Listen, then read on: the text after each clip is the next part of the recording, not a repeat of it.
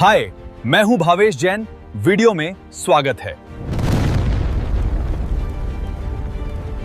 तो क्या दुनिया एक और बड़े युद्ध की तरफ बढ़ रही है, या ये सब सिर्फ एक सियासी चाल है? अमेरिका के पूर्व राष्ट्रपति डोनाल्ड ट्रंप ने ईरान को लेकर एक ऐसा दावा किया है जिसने पूरी दुनिया की राजनीति में एक तरह से भूचाल ला दिया है।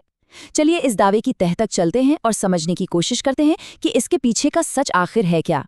तो इस पूरी उलझी हुई गुत्थी को सुलझाने के लिए हम इसे 5 हिस्सों में देखेंगे। हम शुरुआत करेंगे ट्रंप के दावों से, फिर समझेंगे कि इसमें चीन का क्या रोल है। इसके बाद देखेंगे कि सैन्य ताकत का खेल कैसे चल रहा है। फिर जानेंगे कि घरेलू राजनीति का कितना दबाव है। और आखिर में ये समझने की कोशिश करेंगे कि ये वाकई एक बड़ी कामयाबी है या सिर्फ एक चुनावी चाल। तो चलिए शुरुआत वहीं से करते हैं जहां से ये सारा हंगामा शुरू हुआ। आखिर ट्रंप ने ऐसा कह क्या दिया? जी हाँ, यही वो शब्द हैं जिन्होंने दुनिया भर की हेडलाइंस में जगह बना ली। ट्रंप का मानना है कि ईरान के साथ जो सालों से तनाव चल रहा है वो अब बस खत्म होने ही वाला है। और बात सिर्फ यहीं खत्म नहीं होती।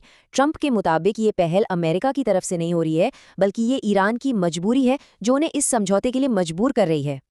अब देखिए ये सब कुछ कितनी तेजी से हुआ है। मतलब कुछ ही दिनों के अंदर ये सारी घोषणाएं हुई, और इसी तेजी ने इस पूरी सिचुएशन को एक पॉलिटिकल थ्रिलर जैसा बना दिया है, जहां हर कोई ये सोच रहा है कि अब आगे क्या होगा। अब इस कहानी में एक ऐसे किरदार की एंट्री होती है जिसकी शायद किसी को उम्मीद नहीं थी, और वो है चीन। तो सवाल ये है कि भाई अमेरिका ईरान के इस पुराने तनाव में चीन, जो अब तक ज्यादातर चुप ही रहा है, वो अचानक से इतना अहम खिलाड़ी कैसे बन गया? और मजे की बात देखिए, शुरू में तो चीन का रोल एक दोस्त का नहीं बल्कि एक संदिग्ध जैसा लग रहा था। ट्रंप तक ये खबर पहुंची थी कि चीन वो ईरान को हथियार दे रहा है। लेकिन इससे पहले की बात बिगड़ती, इस मामले को टॉप लेवल पर सुलझाया गया। दोनों देशों के राष्ट्रपतियों के बीच सीधे खत लिखे गए, और चीन ने साफ साफ कह दिया कि वो इस आग को और भड़काने का काम नहीं कर रहा है। देखिए, एनालिस्ट जॉन बाइन्स के मुताबिक ये कोई सीधी सादी दो देशों के बीच की बातचीत नहीं है। ये तो एक मल्टी लेवल चेस का गेम है। सोचिए, पाकिस्तान मेजबान है और चीन एक ऐसे पावरफुल खिलाड़ी की तरह बीच में आया है जो पूरे खेल को पलट सकता है।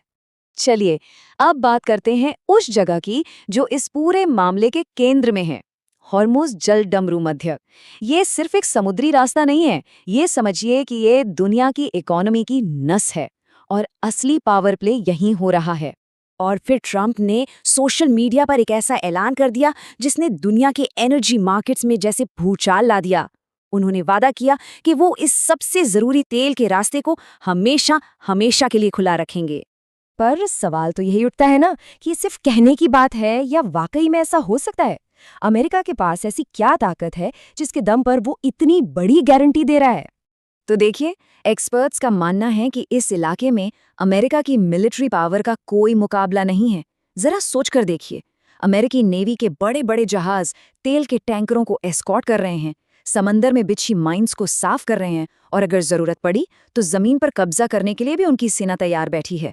यही मिलिट्री की धौंस है जो अमेरिका को बातचीत की टेबल पर एक मजबूत बढ़त देती है। अच्छा, तो ये तो हुई इंटरनेशनल डिप्लोमेसी की बात।